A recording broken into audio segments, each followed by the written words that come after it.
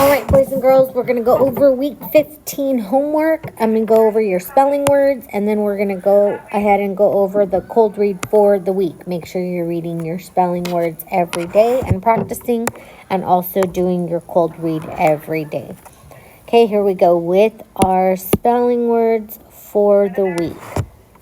We have tiniest, hobbies, copied, countries, pitied, easier, laziest, families, spied. Ooh. And now my pen is not working. Okay, spied, happiest, ladies, friendlier, studied, busier, breezier, prettiest, noisier, healthier, butterflies, funniest, and your challenge words, heaviest, categories, communities, multiplied, and qualities.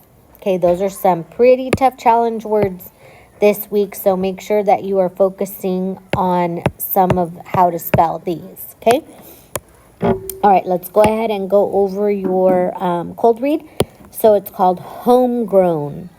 On Saturday, Eric, his sister Tasha, and Mama went shopping.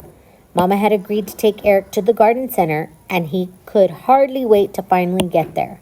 Eric thought about all the vegetables he would plant in his garden.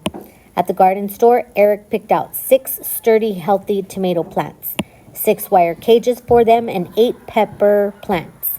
He also chose the seeds he wanted, and he paid for everything himself. His neighbor, Mrs. Salter, had given him some poles to support the bean plants, so he didn't have to buy those. First thing the next morning, Eric was outside with his gardening tools, seeds, and plants. Then he saw something move in the soil. "A worm!" he exclaimed. Digging around in the soil where he intended to plant his garden, he discovered more worms. "There are worms in my garden," Eric called out to Mrs. Salter. He hoped she would suggest what to do. "You're lucky, Eric," she said. "Worms are good for your garden because they help you keep the soil loose. Then it's easy for plant roots to grow downward and for rain to reach all the way down to them."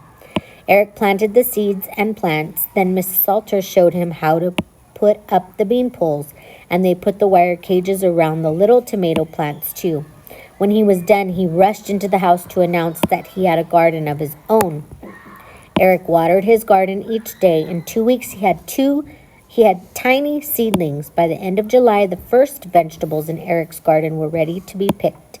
At dinner that night, Tasha tasted the squash. "It's good." She looked surprised. Eric smiled. "That's because it's homegrown." Okay, that is it.